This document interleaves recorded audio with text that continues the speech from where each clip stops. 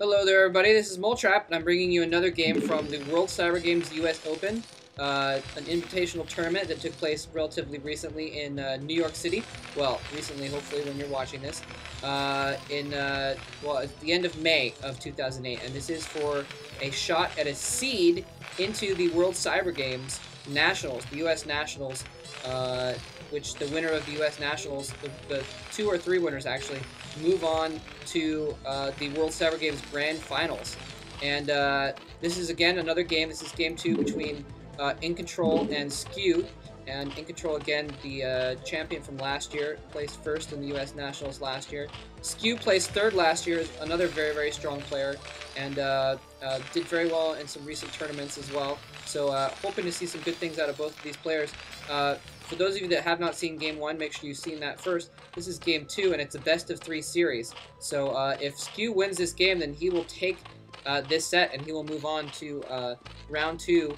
And Incontrol, if he does lose this, then he will be out of this round. But there is a loser's bracket in this tournament, so it won't be complete curtains for him if that happens. By the way, this is Sin Peaks of Baekdu. I think, well, there's different versions of Sin Peaks or Shin Peaks, however you want to pronounce it. And but basically, you've got your main base. There's a little mineral thing here that leads to a kind of a back route in your main base, but usually that doesn't get mined out or anything like that. You've got a natural here, and then there's kind of a winding paths all throughout the whole map. There's some upper bases as well. Very, very amusing map. I've seen some really great games on this map. And Skew coming in for a little bit of a harassment. It looks like Incontrol trying to go for that 12 hatch build again, and he's getting a little bit delayed by this SCV. Oh, the SCV takes out the drone.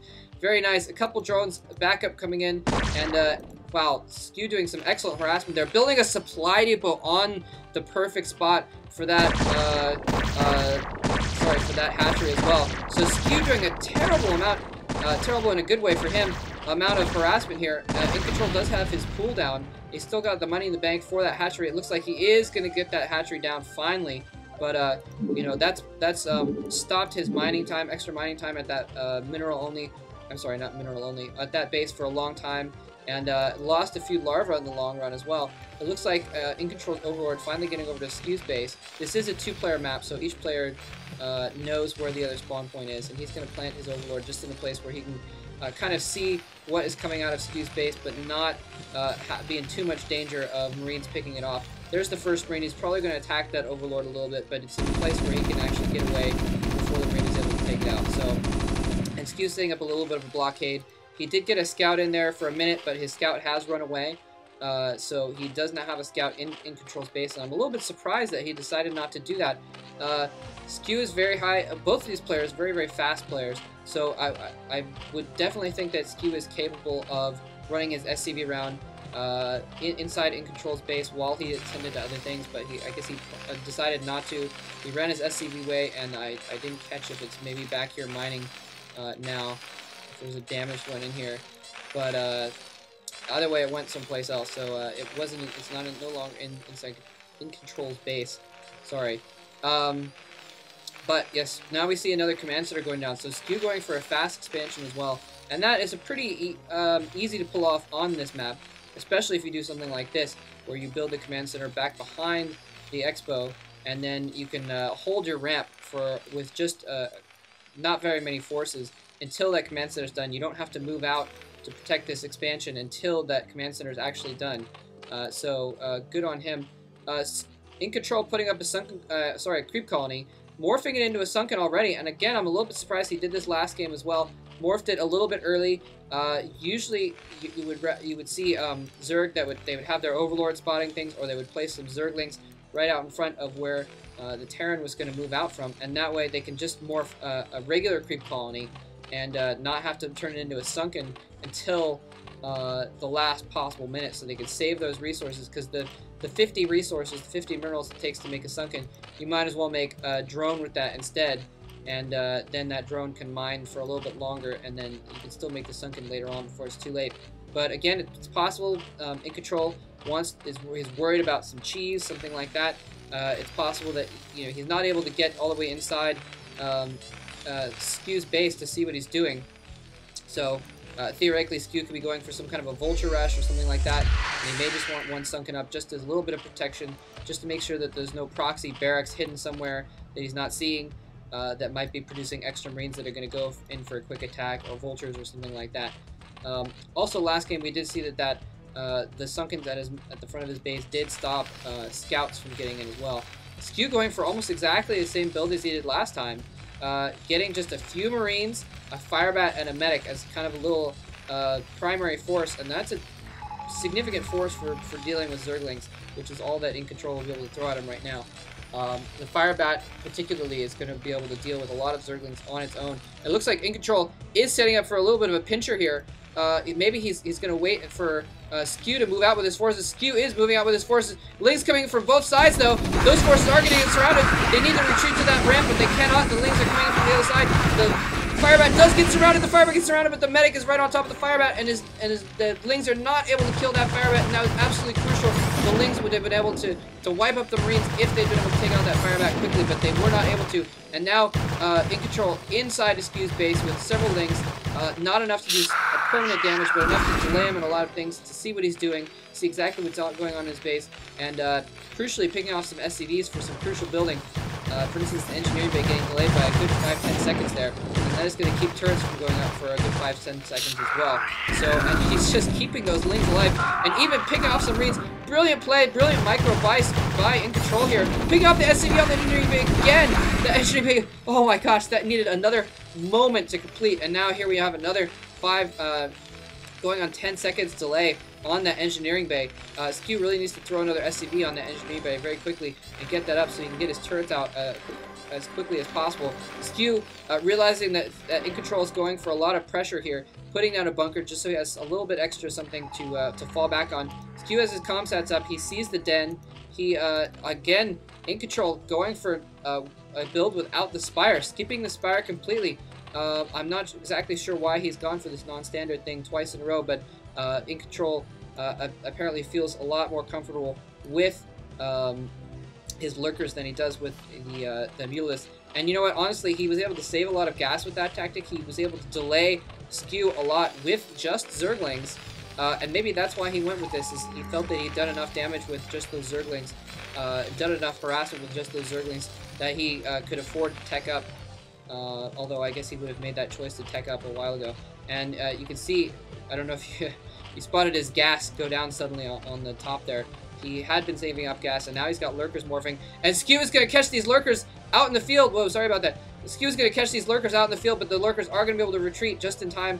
If he ran his Marines in there a little bit earlier, Skew running in there trying to pick off those lurkers without before they were able to burrow, but he wasn't quite able to pull off those lurkers burrowing. The Lings coming in to back it up, I think, were the crucial point there. And again, this is not Skew's main force. This is just kind of an expeditionary force just going out to try and do as fast as he can. He's losing it slowly and steadily, but in the meantime, he's keeping pressure on Incontrol, making him spend time defending, making him spend time on worrying about these lurkers, and that's time that he's not doing other things. Although, again, both these players very, very strong, very fast players, able to multitask and do several things at once. So in the meantime, Incontrol is getting another base up. Skew has been macroing up his Marines as well. Both players doing some very good harassment, but neither player are accomplishing a terrible amount with the harassment. Although, yeah, like I said, the engineering bay took a long time to get up, but that's just going to slow down his upgrades. It's not going to. He doesn't need turrets after all, and he knows that now, so it's not going to be too big of a deal. Another barracks going up, and another engineering bay. So Skew working on his upgrades, and Skew was ahead in upgrades last game as well, I believe. You know, I forgot to check on that. I know he had his engineering bay up pretty early, and now the spire going up. Another comsat going down. So Skew is going to see that spire, and that spire, he's not going to go for Mutalist harass this late. That spire is just there so that he can pick off science vessels, which he knows are coming. He did run in there before. I think he saw that starport going up. No, I'm sorry. He ran his Lings in there before the starport, but still, he has to know that that's coming. So, Incontrol, I'm sorry, Skew moving out with a little bit of a force here. He's got a decent number of medic Marines, and again, this is almost exactly the same build that he did before. Going out with 3 or 4 tanks, a science vessel. As soon as his science vessels were out, he started moving out with what tanks he had, and some medic Marines to back it up, a couple firebats as well. So exactly the same. This worked really well for him last time. We're going to see if it works well for him again. Oh, lurkers going down here. Incontrol loves his stop lurkers, but this time there's a science vessel, so those lurkers are not going to be able to accomplish anything by doing any sort of stop mode tactics. And he's going to have to pick up those lurkers and run them away. It looks like, oh, he almost lost one lurker. 1 hit point left. If that did not have +1 carapace already upgraded, that lurker would have died. But he was able to save that lurker, and he's probably going to try and keep it in the back so it doesn't take the initial hits in future engagements. So Incontrol does have his 3rd base up and running. He's getting gas from that. He's going for 4th base as well. A little bit risky. Skew, however, not going for the external bases. Usually what you see in Terran vs. Zerg is, whoa, huge battle coming in here, and Skew's kind of backed in a corner here, forced to fight against the corner. He's able to take out most of the lurkers very quickly, though. He loses his first edition, and those backup lurkers coming in are going to force Skew to fall back completely. He could not handle that many lurkers with so few forces. But anyways, as I was saying, the standard is, Incontrol, you need to keep track of your forces a little bit more over here. That hatchery looks like it is going to go down. Lurkers just chilling up here, and more lurkers coming in from the other side, though. I think Incontrol just lost track of that. Seeing this from Langston as well. He may actually save this hatchery after all. There's the lurker coming in finally.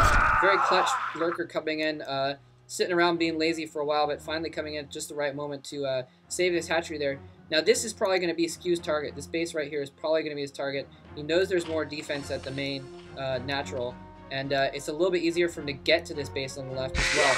And especially since he theoretically can shell it from down the hill. And another battle coming in here. The Ling's going in, trying to distract. Lurker's not getting too many hits off. They weren't quite close enough to do that. Lurker's lowering again, and again using the defense very, very well to protect his tank. Wow, wiping up those lurkers very, very nicely. The lurkers attacking the tank and not hitting the Marines, and the defense matrix taking all the damage there.